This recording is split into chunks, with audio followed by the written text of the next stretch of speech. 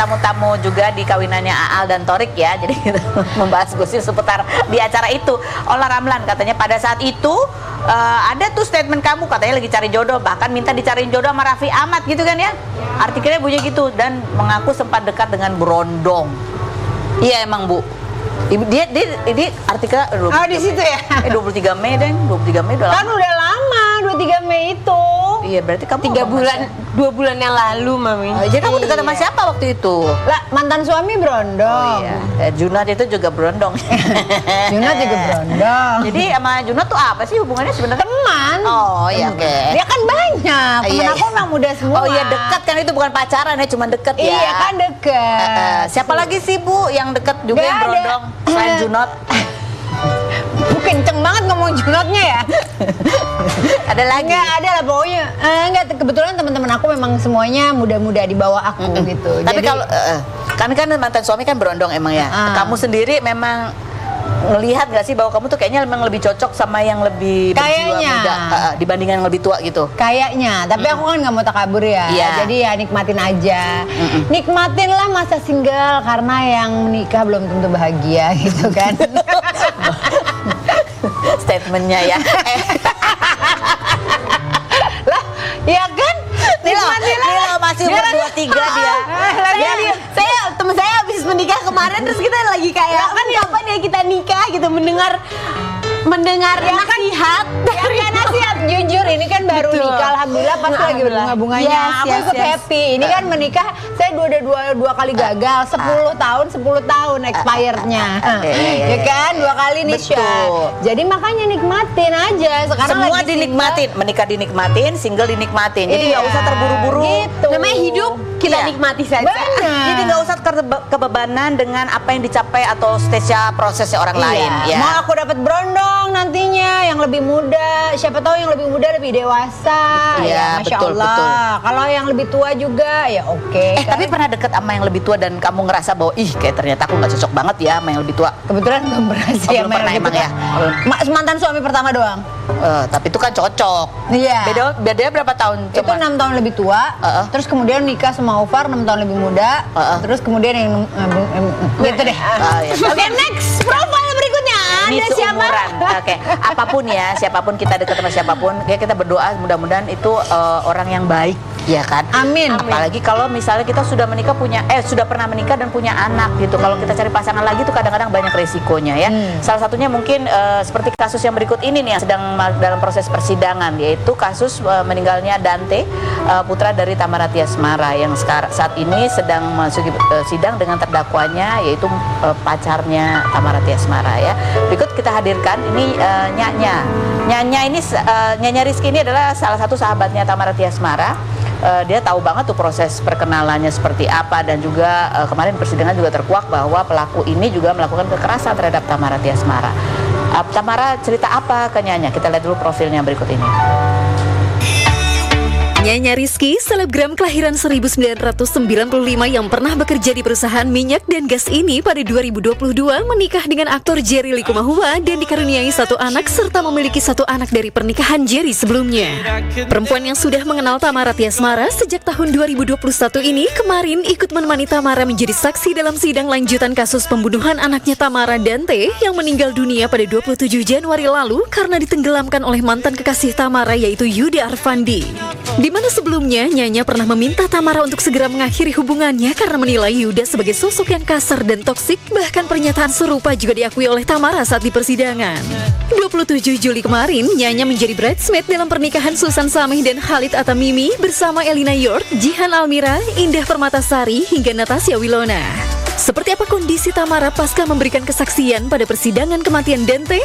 Dan bagaimana dukungan Nyanya Rizky kepada Tamara?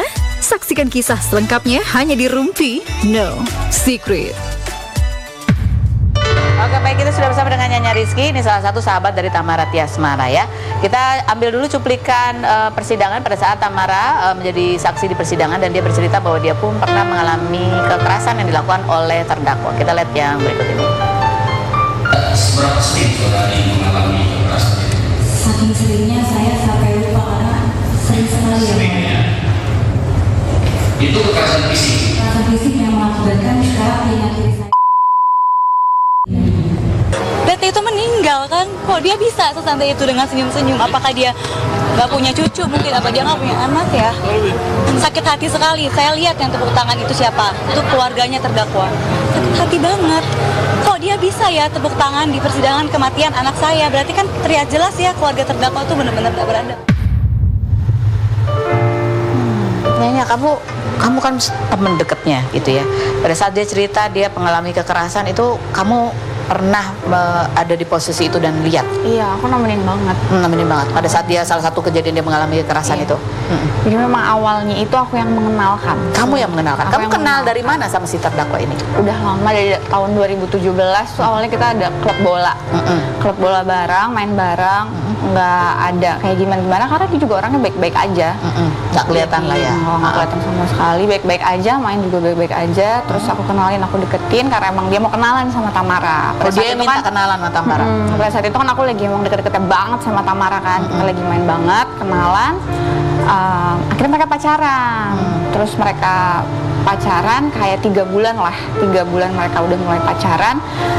Tamara mulai sering cerita, ternyata hubungannya itu nggak baik lah, kayak Toxic sering, ya? toksik, sering dipukul, kasar fisik atau kasar perkataan lah. Terus akhirnya dari situ ya semua temen-temennya, terutama juga aku ya minta untuk udahlah pisah aja, udah pisah aja.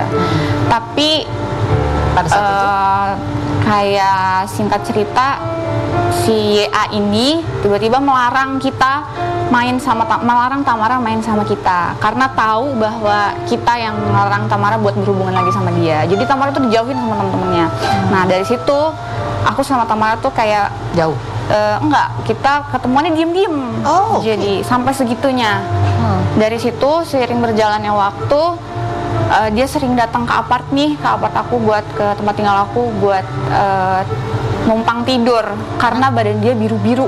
Itu benar-benar dia datang kamu lihat. Ya, badan dia biru-biru karena dia menutupi itu sama mamanya, menutupi itu juga sama Dante kan. Dia nggak mau keluarganya itu tahu. Pokoknya banyak banget yang ditutupin karena alasannya adalah ancaman.